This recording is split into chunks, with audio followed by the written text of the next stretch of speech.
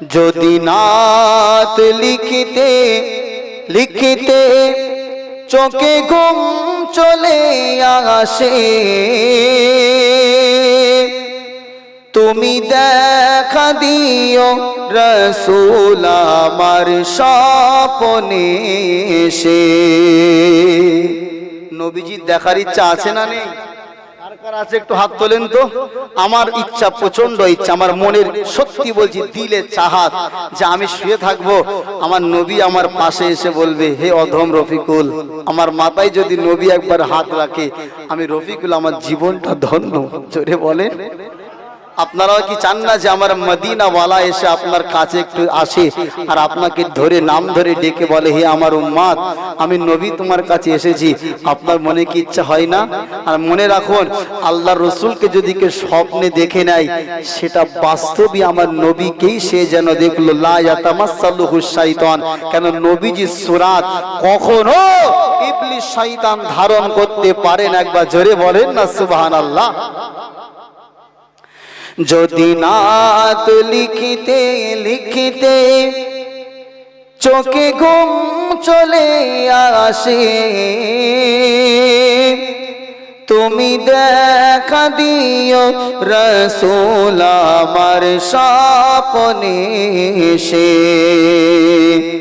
যদি নাত গাইতে গাইতে, যদি নাত গাইতে গাইতে চোখে ঘুম চলে আসে, তুমি ঘুম পাড়িয়ে দিও রসূল শিয়রে এসে। আমি শব্দ গাতি গানে তোমার ভাবনায়, কত সুর মেকে যে তারে মনের মতো সাজাই।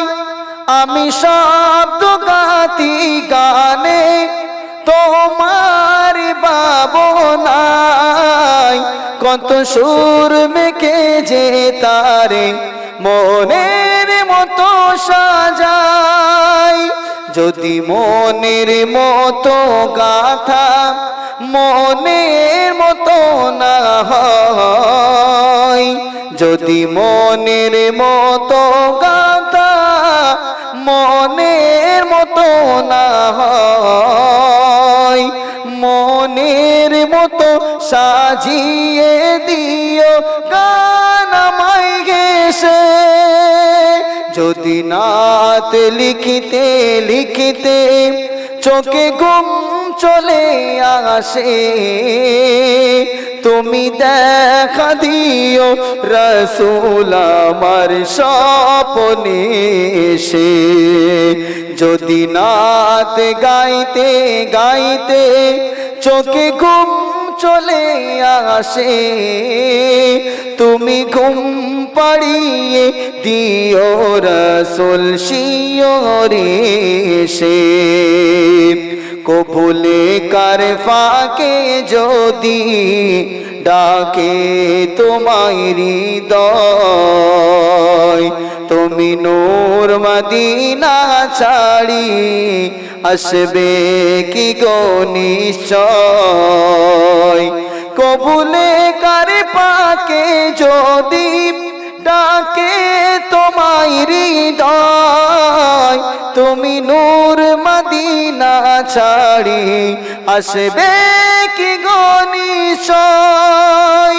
যদি রাখো সতী সতী চরণ পাপীর ঘরে, যদি রাখো সতী সতী চরণ পাপীর ঘরে, জীবন কাটিয়ে দেব তোমার ছাপের চারিপাশে।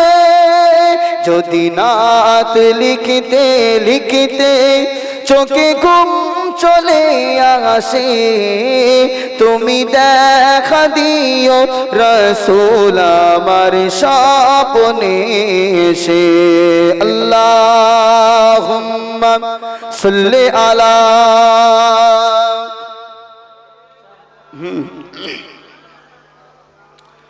وعلى آل سيدنا সাল্লাল্লাহু আলাইহি ওয়াসাল্লাম। বাবাজি আমার, তাহলে আমি আলোচনা করছিলাম আল্লাহকে ডাকতে হবে, ডাকার মতো করে। আল্লাহকে যদি আপনি ডাক দেন, আমার আল্লাহ বলেছে আমি আমার বান্দার ডাকে সাড়া দিয়ে দেব। জোরে বলুন সুবহানাল্লাহ। কিন্তু আমরা আজকে আল্লাহকে ডাকতে চাই না, আল্লাহর কাছে সাহায্য চাই না, শুধুমাত্র দুনিয়ার মোহে, দুনিয়ার ভালোবাসা, দুনিয়ার মায়া, স্ত্রীর মহব্বত, সন্তানের মহব্বত, টাকার ভালোবাসা, গাড়ির ভালোবাসা, সম্মানের ভালোবাসা, পদের লোভে এই দুনিয়ার মোহে আকৃষ্ট হয়ে শয়তানের জালে পা দিয়ে শুধু দুনিয়া দুনিয়া দুনিয়া দুনিয়া করে দৌড়াচ্ছি। কথা বলেন ঠিক না বেটি? ইমাম গাজ্জালী রহমাতুল্লাহ আলাইহি জগৎ বিখ্যাত একজন আলেমে দ্বীন, জানার নাম জানে না এমন কোন মুসলমান নাই। ইমাম গাজ্জালী রহমাতুল্লাহ আলাইহির কাছে একজন ব্যক্তি গিয়ে বলছেন, হুজুর আমি রাত্রে বেলা একটা বিশাল স্বপ্ন দেখেছি, সেই স্বপ্নের ব্যাখ্যাটা আমাকে একটু বলে দিতে হবে। খুব মন দিয়ে কথাটা শোনে। আমার আব্বাজা ভাইজানেরা, নওজওয়ানেরা, তরুণেরা, হে রাসূলুল্লাহ দিওয়ানারা, ইমাম গাজ্জালী রাহমাতুল্লাহ আলাইহির কাছে ইমাম গাজ্জালীর একজন মুরিদ বললেন, হুজুর আমি গত রাত্রিতে একটা স্বপ্ন দেখেছি। গত রাত্রিতে স্বপ্নে দেখলাম জঙ্গলের হিংস্র একটা বাঘ আমার পিছন দিক দিয়ে তাড়া করেছে। হুজুর আমি ঘুমের ভিতরে যেন দেখতে পাই আমি ওই বাঘের হাত থেকে বাঁচবার জন্যে, আমি বাঘের গাল থেকে বাঁচবার জন্যে, আমার প্রাণটা বাঁচাবার জন্যে রুদ্ধশ্বাসে দৌড়াতে লাগলাম। দৌড়াতে দৌড়াতে দৌড়াতে দৌড়াতে হুজুর কিছু দূর যাওয়ার পরে আমি একটা পানির কূপ দেখতে পেলাম। হুজুর ওই বাঘের হাত থেকে বাঁচবার জন্যে আমি ওই কূপের ভিতরে লাফ দিয়ে দিলাম। পিছন দিক থেকে বাঘ তাড়া করেছে। কি তাড়া করেছে? এই লোকটা বাঘের হাত থেকে বাঁচবার জন্য লাফ মেরেছে কোথায়? কূপের ভিতরে। হুজুরকে বললে, হুজুর আমি যখন কূপের ভিতরে লাফ দিয়ে দিলাম, কূপের ভিতরে লাফ দেওয়ার সাথে সাথে আমি একটা দড়ি দেখতে পেলাম। হুজুর ওই দড়িটা ধরে আমি যখন কূপের ভিতরে ঝুলে পড়লাম, হুজুর নিচের দিকে তাকিয়ে দেখতে পেলাম কূপের নিচে বিষাদার সাপ রয়েছে। হুজুর আমি ওই দড়িটা ঝুলে দাঁড়িয়ে আছি, উপরে আমার বাঘ, নিচে আমার সাপ। হুজুর আমি যে দড়িটা ধরে দাঁড়িয়ে আছি, উপরে উঠলে বাঘে খাবে, নিচে পড়ে গেলে সাপে কামড়ে নেবে। হুজুর আমি দড়িটা শক্ত করে ধরে আছি, কিন্তু হুজুর আমি লক্ষ্য করে দেখতে পাই আমার ওই ধরে থাকা রশিটা দুইটা ইঁদুর, একটা হলো কালো রঙের আর একটা হলো সাদা রঙের। হুজুর আমার ওই ধরে থাকা রশিটা ওই দুইটা ইঁদুর মিলে কুটকুট কুটকুট করে আমার ওই দড়িটা কেটে দেয়। হুজুর আমার প্রাণে বড় ভয় লাগে।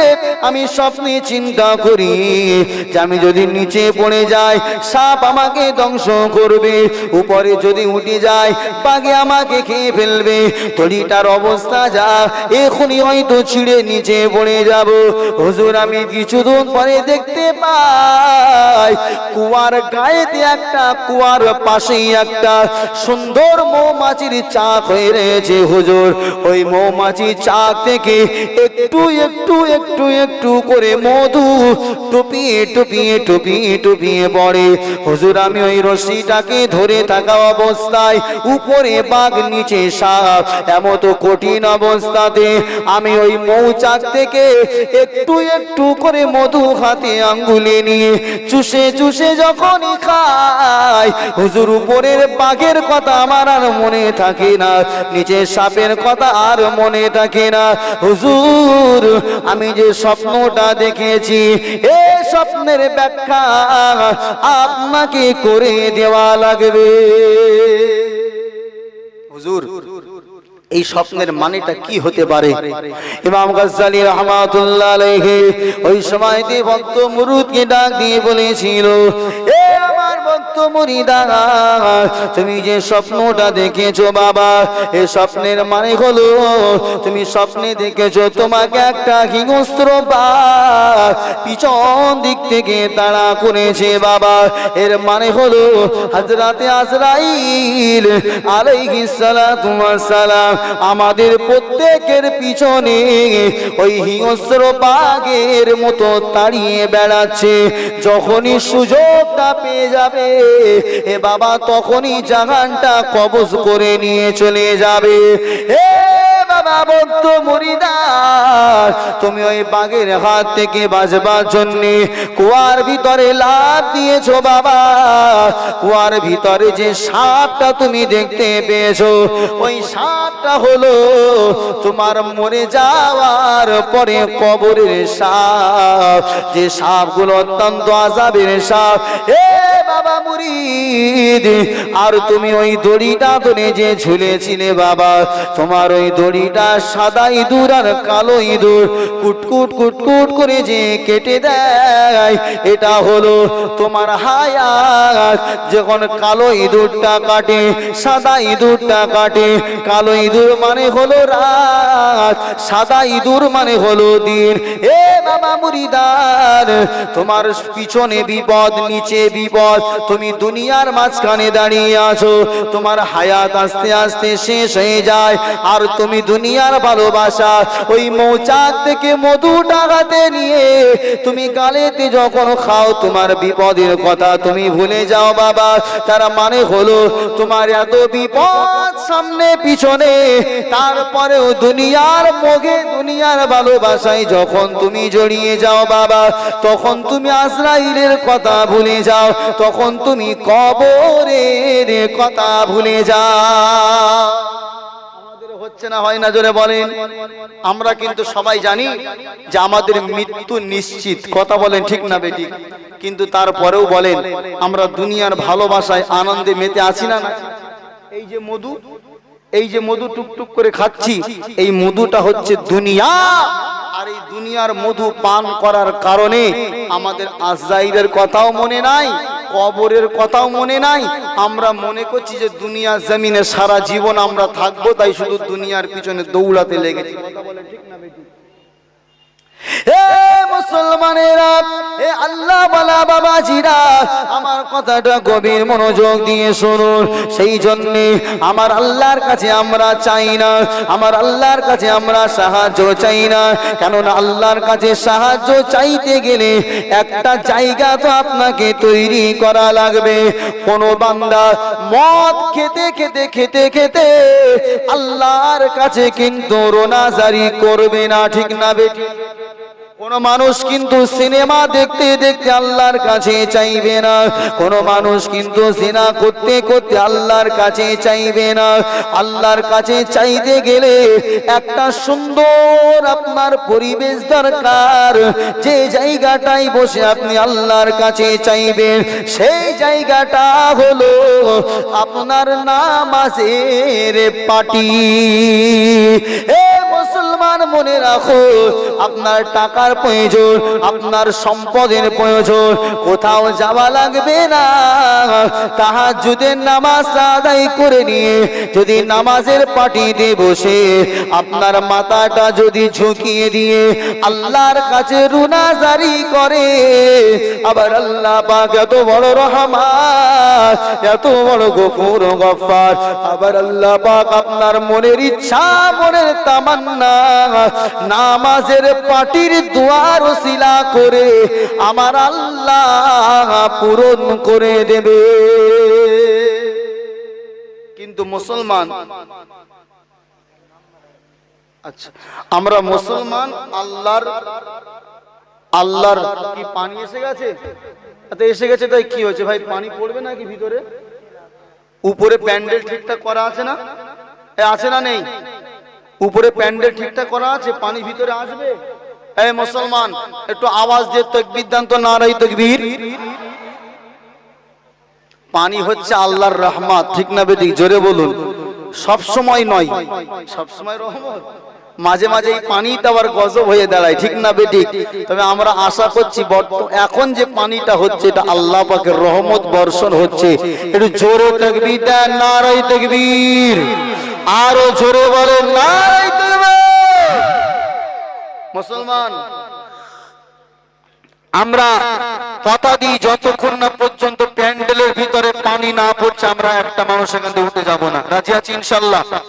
রাজি আছি ইনশাআল্লাহ? এখানে তাবারুক নেই, তারপরে এত মানুষ, আলহামদুলিল্লাহ আলহামদুলিল্লাহ।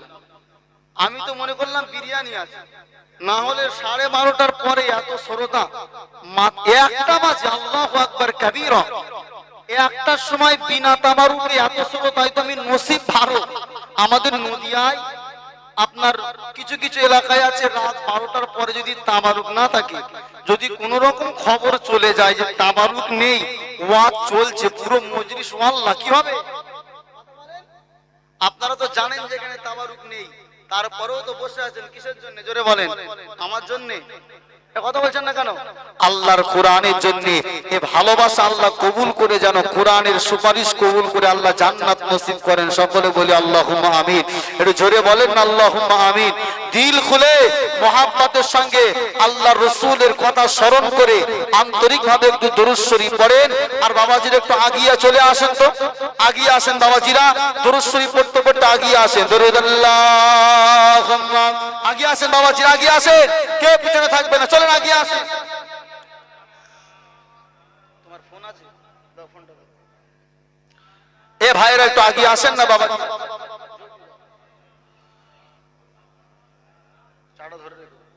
দরুদ আল্লাহুম্মা সাল্লি আলা।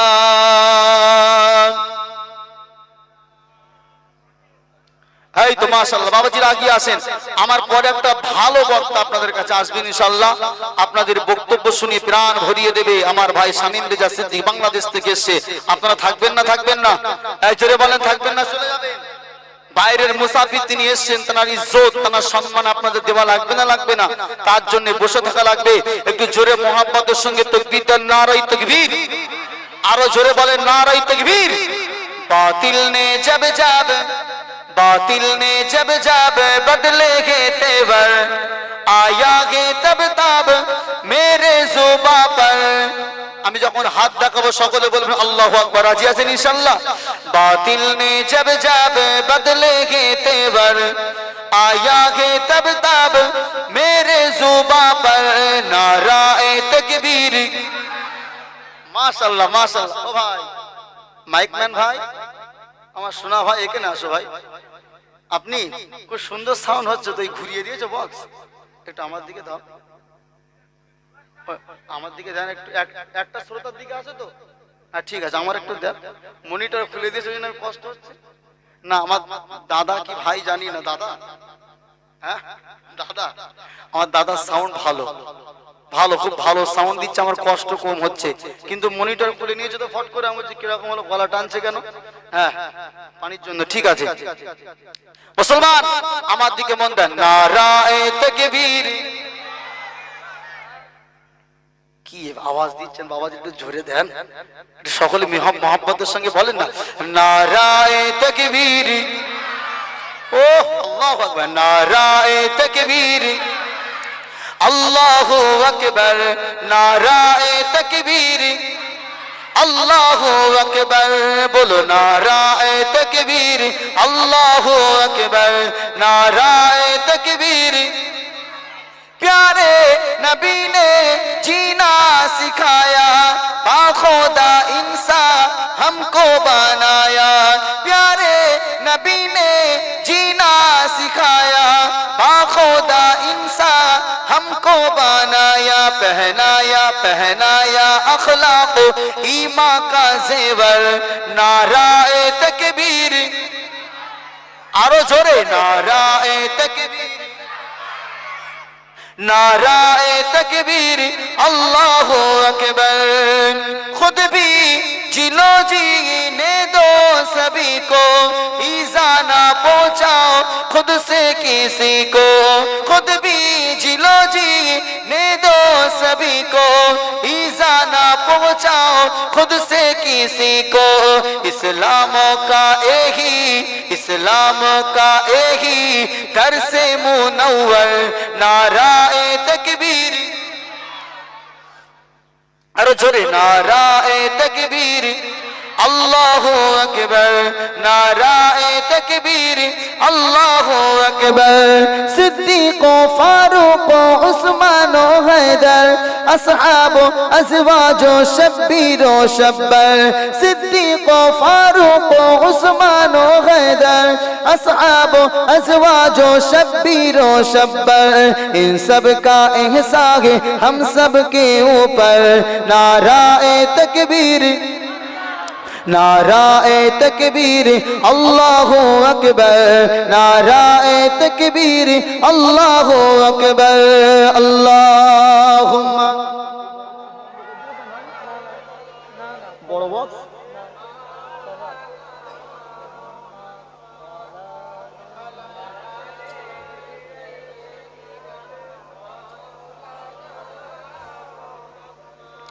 সাল্লাল্লাহু আলাইহি ওয়াসাল্লাম বাবাজি আমার ওইটাও তো ঘুরিয়ে দেন ভাই এই জেবিএল এর বক্সটা আওয়াজটা ভালো লাগছে না না ভালো আছে ভাই হ্যাঁ ঠিক আছে বাবাজিরা হ্যাঁ হ্যাঁ এই বক্স আমার দিকে দেন ওই দিকে মানুষ দিলে সহ্য করতে পারবে না হ্যাঁ ঠিক আছে ভাই ঠিক আছে বাবা আমার ঠিক আছে মনে রাখুন আমরা যে জলসাতে এতক্ষণ ধরে বসে আছি আমি শুনে খুব খুশি হয়েছি যে তাবারুক ছাড়াও আপনারা বসে আছেন তার মানে আপনাদের অন্তরে আল্লাহর মহব্বত কোরআনের প্রতি মহব্বত ইখলাস এবং লিল্লাহিয়াত আছে জোরে বলুন সুবহানাল্লাহ একটু জোরে বলুন সুবহানাল্লাহ মনে রাখুন আপনার জীবনের এই বসে থাকা কোরআনের মজলিসে বসে থাকা এই ক্ষুদ্রতম ইবাদতটুকু যদি আমার আল্লাহর রাজি এবং খুশি করার জন্য হয় মুসলমান এর ওসিলা করেই আল্লাহ আপনাকে নাজাত দিয়ে দিতে পারেন একবার জোরে বলুন আমার আল্লাহ পাক রব্বুল আলামিন কোরআনের ভিতরে জানিয়ে দিয়েছেন হে আমার বান্দা বান্দীরা ওমা উমিরু ইল্লা লিয়াবুদুল্লাহ মুখলিসিনা লাহুদ্দিন অর্থাৎ আল্লাহর হুকুম আল্লাহর বিধানকে মানতে হবে আর ইখলাসের সঙ্গে আমার আল্লাহর দ্বীন আল্লাহর ধর্মকে পালন করতে হবে মুসলমান লিল্লাহিয়াত ইখলাস মুহাব্বত এই অন্তরে রেখে যদি কোনো ভালো কাজ করা হয় আমার আল্লাহ সেইটা যদি ক্ষুদ্রতম কোনো কাজ হয় তারপরেও আল্লাহ তার বদলা অনেক কিছু দিতে পারেন সুবহানাল্লাহ তারিখের কিতাবে লেখা আছে পূর্বের জামানায় একজন বড় বাদশা মন স্থির করেছে একটা বিশাল বড় মসজিদ বানাবো কি মসজিদ সবাই বলুন এই যে আপনারা বসে আছেন আপনাদের এই বসে থাকাটা যদি লিল্লাহিয়াত ইখলাসের সাথে হয় আপনারা বুঝতে পারবেন যে এই বসে থাকাটাও আপনার নাজাতের জারিয়া হতে পারে সুবহানাল্লাহ বলেন বাদশা নিয়াত করেছে মসজিদ তৈরি করব এই মসজিদ হবে পৃথিবীর সেরা মসজিদ এই মসজিদের কোনো দ্বিতীয় কোনো তৈরি হবে না আর এই মসজিদ এমন একটা মসজিদ হবে লোক আসবে আর আমি বাদশা আমার নাম মুখে নেবে আর বলবে সত্যি মসজিদ একটা তৈরি করেছে আমার বাবা জিয়ারা এ নওজওয়ানেরা তরুণেরা ভুল আমাকে বুঝবেন না বাবা বিভিন্ন এলাকাতে বিভিন্ন গ্রামে জলসা হয় এই জলসাগুলো দেওয়ার ভিতরে গ্রামবাসী কমিটি অধিকাংশ যুবক ভাইদের ইখলাস থাকে না লিল্লাহিয়াত থাকে না ইখলাস মানে হলো এটা জলসা দেব এখানে মানুষ এসে কোরআনের আলোচনা শুনবে হাদিসের আলোচনা শুনবে সেই মোতাবেক জীবনটা চালাবে এমন মন মানসিকতা নিয়ে এখন বর্তমান কমিটিরাও জলসা দেয় না রাসূলুল্লাহর দিওয়ানারা জলসা দেওয়া হয়, পাশের গ্রামে যদি 50টা বাইক টাঙানো হয়, আমরা 70টা লাগাবো। পাশের গ্রামের প্যান্ডেল কতটা হয়েছে, তার থেকে সৌন্দর্য প্যান্ডেল আমরা বানাবো। কটা গেট ভালো হয়েছে, তার থেকে সুন্দর গেট বানাবো। তাহলে লোক দেখে বলবে না গাজীপুরে জলসা একটা হয়েছে। লোক দেখানো চলছে বাপ, হচ্ছে না হয় না? জোরে বলেন। 20টা মাইক দিলে হয়ে যায়, 50টা লাগা। কথা বলছেন না? নওজোয়ান তরুণেরা, পৃথিবীর কেউ যদি আপনার মনের খবরটা না জানে, আমার আল্লাহ আলিমুম বিজাতিস সুদূর, আমার আল্লাহ আমার আপনার মনের খবরটা জানে না। জোরে বলে, আপনি কি নিয়াতে জলসা দিয়েছেন, কি জন্য আল্লাহর ইবাদত বান্দিগি করছেন, আমার আল্লাহ কিন্তু আমাদের অন্তরের খবরটুকু সবই জানেন। এই জন্য আল্লাহ কোরআনের ভিতরে 16 নম্বর পারা আল্লাহ সূরাতুল কাহফের শেষের আয়াতে আল্লাহ জানিয়ে দিয়েছেন, ফামান কানা ইয়ারজু লিকা রাব্বিহ ফালইআমাল আমালান সালিহান ওয়ালা ইশরিক বিইবাদাতি রাব্বিহি আহাদা। আমার আল্লাহ পাক রব্বুল আলামিন জানিয়ে দিয়েছে, ও আমার বান্দা বান্দিরা, ফামান কানা ইয়ারজু লিকা রাব্বিহি, তোমরা যারা আমি আল্লাহ আমার সাথে মোলাকাত করবার ইচ্ছাটা রাখো, আমি আল্লাহ জানিয়ে দিলাম ফালিয়া আমাল আমালান সালিহা। আমি আল্লাহ বললাম দুনিয়া জমিনে তোমরা নেক কাজ করো, ভালো আমল করো, ওয়ালা ইশরিক বিইবাদাতি রাব্বিহি আহাদা। ও আমার বান্দা বান্দিরা, আর আমি আল্লাহ আমার ইবাদত করতে গিয়ে কাউকে যেন শরীক করো না। এখানে শরীক করা মানে হলো ইবাদতটা করা লাগবে আমার আল্লাহর জন্য, জলসা দেওয়া যা লাগবে আল্লাহর জন্য। আপনি জলসা দেওয়ার ভিতরে, নামাজের ভিতরে, দান করার ভিতরে যদি আপনার মনে এমনটা ইচ্ছা চলে আসে, আমি জলসা দিলে 10টা মানুষ আমাকে দেখে ভালো বলবে, আমি যদি নামাজ পড়ি 10টা মানুষ আমাকে দেখে নামাজি বলবে, আমি যদি হজ করে আসি 10টা মানুষ আমাকে হাজি বলে ডাকবে, আমি যদি হাফেজ হই, আমি যদি আলেম হই, এলাকার মানুষ আমাকে আলেম হাফেজ বলে ডাকবে। দুনিয়ার যদি ইজ্জত পাওয়ার জন্য, মানুষের কাছে সম্মান আর সম্মান পাওয়ার জন্য, তাজিম পাওয়ার জন্য কোন বান্দা যদি দুনিয়ার কোন নেক কাজ করে, ওই নেক কাজটা করার বিনিময়ে আমার আল্লাহ কিয়ামতের দিবসে কোনো জাযা, কোনো বদলা দেবেন না। আমি হুজুর, আমার ওয়াজের ভিতরে যদি ইখলাস না থাকে, আল্লাহ এর বিনিময়ে কিছুই দেবে না। আপনি নামাজি, নামাজ পড়ছেন আল্লাহর জন্য নয়, ঘরের ভিতরে নামাজ পড়লে 4 রাকাত নামাজ 2 মিনিটে শেষ, মুরগির মতো সেজদা করে ঝপাঝপ শেষ। আর যে পাবলিক প্লেসে নামাজ পড়ছে মনে হচ্ছে জানো জান্নাত থেকে পালিয়ে এসেছে, রুকুতে যায় তোর মাথা তোলে না। মসজিদে নামাজ পড়লে সেজদা এত লম্বা করে, আর ওই নামাজটা ঘরের ভিতরে কেউ নাই, ঝপাঝপ করে দিল। আপনার ওই নামাজ, আপনার ইবাদত লৌকিকতা, আল্লাহর উদ্দেশ্য হলো না, মানুষের উদ্দেশ্য, আল্লাহর দরবারে কবুল। জোরে বলুন। এ নওজোয়ান তরুণেরা, এ রাসূলুল্লাহর দিওয়ানারা, খুব ভালো করে কথাটা বুঝবার চেষ্টা করেন। আপনি যেটাই করবেন না কেন, পৃথিবীর কেউ আপনার মনের খবরটা রাখুক আর না রাখুক, আমার আল্লাহ কিন্তু আপনার অন্তরের খবরটা অবশ্যই রাখবে। বাদশার কথা আপনাকে বলছিলাম, বাদশা মনে স্থির করলো বিশাল বড় মসজিদ আমি নির্মাণ করব। ওই মসজিদ নির্মাণটা এমন ভাবে হবে তামাম এলাকা থেকে মানুষ মসজিদটা দেখবে, আর আমি বাদশাহ, আমার নাম সবার মুখে মুখে মুখে মুখে উচ্চারিত হতে থাকবে।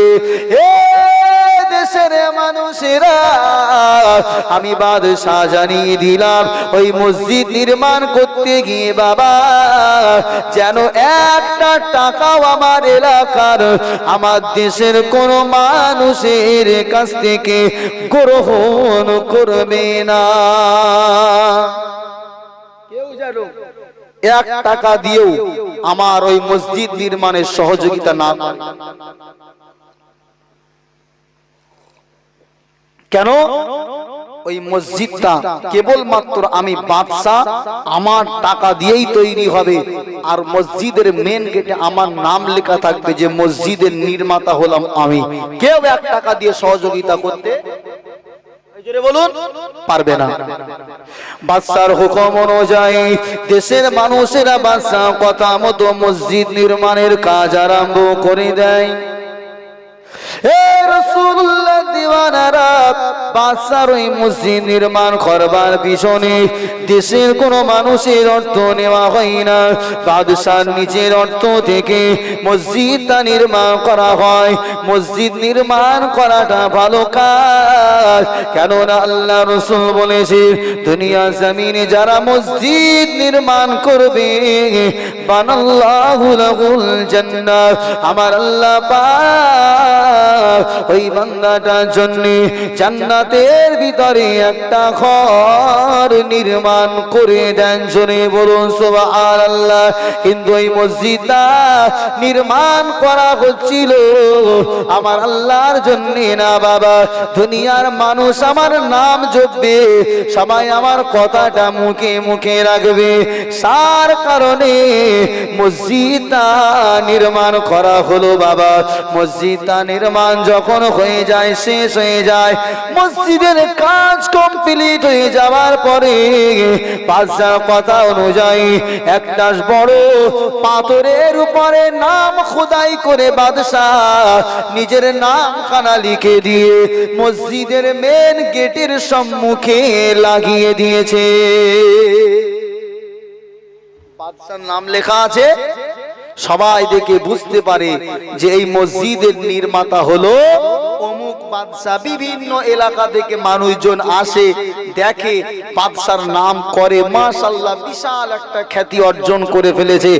এখন 1 তারিখে বাদশা ঘুমিয়ে আছে, ঘুমের ভিতরে একটা স্বপ্ন দেখে, স্বপ্ন দেখার সাথে সাথে হঠাৎ করে চমকে উঠে বাদশার ঘুম ভেঙে গেল। নওজোয়ান তরুণেরা, রাসূলুল্লাহ দিওয়ানারা, কি এমন স্বপ্ন বাদশা দেখেছিল বাবা? আপনাদের কি অসুবিধা হচ্ছে? স্বপ্নটা কি বলবো? না, সবার শোনার ইচ্ছা না থাকলে কি করে বলবো? বিশাল একটা শিক্ষণীয় বিষয় আছে এখানে। শুনতে রাজি আছেন মুসলমান? 15 মিনিট আমার সময় আছে, তার মধ্যে আমি শেষ করব। শুনতে রাজি আছেন? তাকবীর দেন, নারায়ে তাকবীর। আরো জোরে বলে নারায়ে তাকবীর। এ নওজোয়ান তরুণেরা, রাসূলুল্লাহ দিওয়ানারা, আল্লাহ পাকের ওই বান্দা স্বপ্নের ভিতরে দেখে যে মসজিদ আমি এত টাকা খরচা করে, এত টাকা ব্যয় করে মসজিদ আমি নির্মাণ করলাম, মসজিদের মেন গেটে পাথরের উপরে খোদাই করে আমার নাম খানা লেখা আছে। গভীর রাত্রিতে স্বপ্নে দেখে ওই নাম খানা আল্লাহর কোন ফেরেশতারা এসে ওই বাদশার নামটা মুছে দিয়ে এলাকার কোন বিদ্যা মহিলার নাম খানা লিখে দেয়।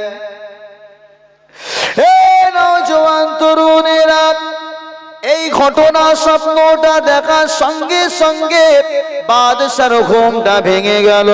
বাদশা মনে মনে চিন্তা করে, এটা দুঃস্বপ্ন কি নাম? স্বপ্নটা কি সত্যি এটা দেখবার জন্য বাদশাহ ঘুম থেকে জাগ্রত হয়ে সঙ্গে সঙ্গে মসজিদের মেন গেটে চলে আসে। আসার পরে তিনি দেখতে পায় গেটের সম্মুখে যে পাথরের উপরে খোদাই করে নামটা লেখা ছিল, না না না, ওখানে আমি বাদশাহ, আমার নামটা লেখা আছে। বাদশাহ মনে মনে চিন্তা করে এটা আমার দুঃস্বপ্ন, খারাপ স্বপ্ন। এ রাসূলুল্লাহ দিওয়ানারা, পরের দিন বাদশা আবার ঘুমিয়ে গেছে। দ্বিতীয় দিন একই স্বপ্ন বাদশা দেখে। আবার ঘুম থেকে জাগ্রত হয়ে মসজিদের মেন গেটে চলে যায়। চলে যাবার পরে দেখতে পায় যে না না, আমার নামটা লেখা আছে, অসুবিধা নাই।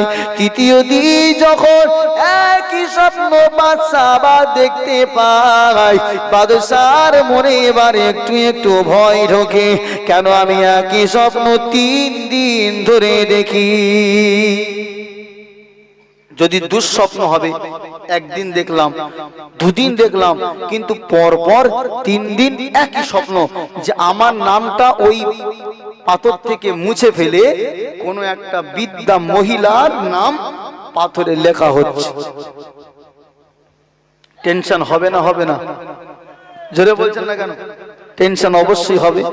ওই সময় বাদশাহ দেশের মানুষদেরকে একত্রিত করে ডাক দিয়ে বলে, হে দেশের মানুষেরা, আমি বাদশাহ, আমার মনে বড় জানতে ইচ্ছে হয়, আমি বাদশাহ আমার নাম কারা মুছে দিয়ে আমার নির্মাণ করা মসজিদের ওই মেন গেটের পাথরের উপরে আমার নামটা মুছে দিয়ে কেন বারবার এলাকার কোন বৃদ্ধা মহিলার নামটা লেখা হয়? বাবা, এ দেশের মানুষেরা, আমি বাদশাহ তোমাদিগকে জানিয়ে দিলাম, যাও যাও যাও যাও, এখনই যে বৃদ্ধা মহিলার নামটা পর পর 3 দিন আমি পাথরে লিখতে দেখলাম, ওই বৃদ্ধা মহিলাটাকে আমি বাদশাহ আমার দরবারে হাজির করো। কেন? পরপর 3 দিন আমি ওই বুড়ির নাম লেখা দেখলাম। বুড়ির নামটা বাদশা দেখেছে। বাদশা বলছে, বাবা যাও, ওই বৃদ্ধা মহিলাটাকে আমার দরবারে এনে হাজির করো। হে নওজোয়ান তরুণেরা, দেশের মানুষেরা বাদশার কথা মতো ওই বৃদ্ধা মহিলাটাকে বাদশার দরবারে হাজির করলেন। ওই সময় বাদশা ডেকে বললেন, ও মা জননী, বৃদ্ধা মা, আপনি ব্যথা নেবেন না, আপনি যেন কষ্ট পাবেন না। মা, আমি বাদশা এত টাকা খরচ করে আল্লাহর যে মসজিদটা নির্মাণ করেছি, মা, আপনি তো জানেন এই মসজিদ তৈরি করবার পিছনে আমি বাদশাহ কারুর অর্থ সহযোগিতা নিই না। মা, আপনি তো জানেন। বলছে, বাবা হ্যাঁ জানি, তুমি মসজিদটা তৈরি করেছো অনেক কষ্ট করে। ও মা জননী, আমি 3 দিন ধরে স্বপ্ন দেখলাম, আমার নির্মাণ করা মসজিদের পাথরের গায়ে যে আমার নামটা লেখা আছে, মা, ওই নামটাকে বারংবার বারংবার মুছে দিয়ে আপনার নামখানা যেন লেখা হয়। ও মা, আমি 1 দিন নয়, 2 দিন নয়, 3 দিন ধরে আমি এই স্বপ্নটা দেখেছি। মা, ও মা জননী, মা, আপনি আমাকে জানিয়ে দেন, এই মসজিদ নির্মাণ করবার পিছনে আপনার কি কোনো আর্থিক সহযোগিতা আছে? মা, আপনার নামটা কেন আমি 3 দিন আমার মসজিদের দেয়ালের গায়ে দেখছি? মা, আপনি কি কোনো আর্থিক সহযোগিতা আমার মসজিদ নির্মাণের ক্ষেত্রে করেছেন? আপনার নামটা লেখা হচ্ছে কেন? মা, বৃদ্ধা মহিলা বলছে, বাবা, ও বাবা বাদশাহ, আমি তো গরিব মানুষ, আমার ঠিকঠাক দিন চলে না, আমার ঠিকঠাক খাওয়া হয় না। বাবা, আমি কি করে পয়সা নিয়ে তোমার এই মসজিদ নির্মাণের ক্ষেত্রে সহযোগিতা করতে পারি? বাবা, আমি তো তেমন কোনো আর্থিক সহযোগিতা আমি করি না। হে নওজোয়ান তরুণেরা, বাদশাহ ওই সময়তে মহিলাটাকে ডাক দিয়ে বলে, মা, তাহলে আপনার নামটা কেন বারংবার লেখা হয় মা? আপনার কি এমন কোন ঘটনা, এমন কোন ব্যাপার এই মসজিদের সঙ্গে রয়েছে?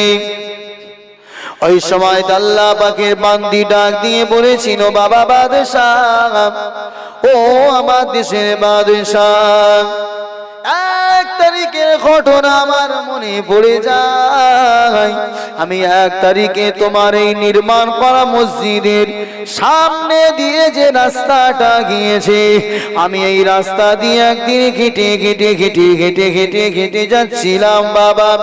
এমন সময় আমি দেখতে পেয়েছিলাম এই মসজিদের পাশে একটা ঘোড়া রোদ্রের মাঝখানে বাঁধা ছিল বাবা।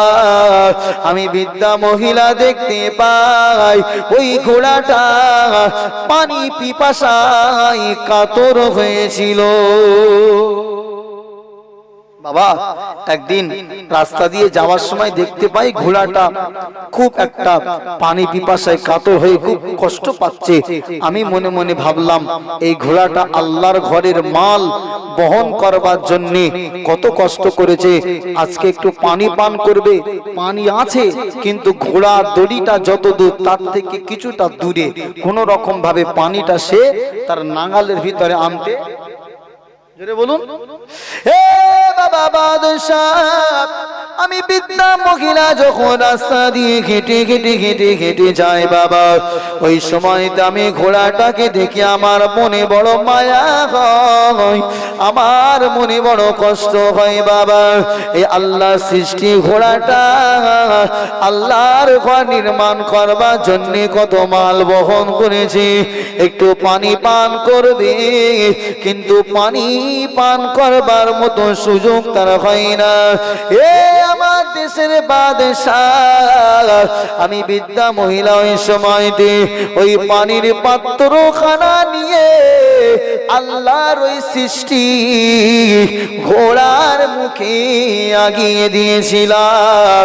ওই সময়তে বাদশাহ বলেছিল, মা, ও মা জননী মা, আমি বাদশাহ এত টাকা ব্যয় করে হয়তো মসজিদ নির্মাণ করেছি মা, কিন্তু এই মসজিদ নির্মাণ করবার ভিতরে আমার ইখলাস ছিল না মা, আমার লিল্লাহিয়া ছিল না মা। আমি করেছিলাম আল্লাহ আমাকে যাজা দেবে তার কারণে নয়, দুনিয়ার মানুষ আমাকে ভালো বলবে, দুনিয়ার মানুষ আমার নামটা স্মরণে রাখবে, পৃথিবীর মানুষের কাছে সম্মান অর্জন করবার জন্যে, সম্মান পাওয়ার জন্যে আমি মসজিদটা নির্মাণ করেছিলাম। কিন্তু মা, আপনি যে এই আল্লাহ সৃষ্টি ঘোড়াটা আপনি মনে মনে চিন্তা করেছিলেন মা, আল্লাহর ঘরের মাল বহন করেছে, কষ্ট পেয়েছে, আপনি পানিটা তার মুখের কাছে আগিয়ে দিয়েছে মা, কিন্তু এই কাজটা দুনিয়ার কোনো মানুষের দেখাবার জন্য আপনি করেন নাই মা, একমাত্র আল্লাহকে দেখাবার জন্য আপনি কাজটা করেছেন। ও মা জননী মা, আমার সব টাকা বেকার হয়ে গেছে, বেকার হয়ে গেছে, পয়সা খরচ হয়েছে আমার, কিন্তু আল্লাহ আপনার ওই ক্ষুদ্রতম কাজে এত খুশি হয়েছে মা, এই গোটা মসজিদটুকু আল্লাহ আপনার নামে কবুল করে নিয়েছে। আরো জোরে বলে সুবহানাল্লাহ, নারায়ে তাকবীর। কোটি কোটি টাকা খরচ করেছে, বৃদ্ধা মহিলা শুধু পানি পান করিয়েছে, মসজিদ কার হয়ে গেল? একটু আওয়াজ দেন। ওই বৃদ্ধা মহিলার নামে আল্লাহ কবুল করেছেন, তার মানে বৃদ্ধা মহিলা যে একটুখানি কাজ করেছে ওটা হচ্ছে লিল্লাহিয়াত ইখলাসের সঙ্গে আল্লাহর জন্য সারা রাত ধরে মানুষের দেখাবার জন্য নামাজ না পড়ে 4 রাকাত নামাজ আল্লাহর জন্য পড়লে ওই নামাজটা আমার আল্লাহর দরবারে কবুল হয়ে যায়। জোরে বলেন সুবহানাল্লাহ, আরো জোরে বলেন না সুবহানাল্লাহ। 1 কোটি টাকা দান করছে, দান করা খারাপ না, 1 লক্ষ টাকা দান করছে, মানুষ আমাকে দান বলবে, শুধু বুক ফুলাবো। মানুষ আমাকে দানি বলবে, আর একটা লোক 1 টাকা দিয়েছে, আল্লাহ আমার দিনে 50 টাকা ইনকাম হয়, তোমার রাস্তায় 1 টাকা দিলাম।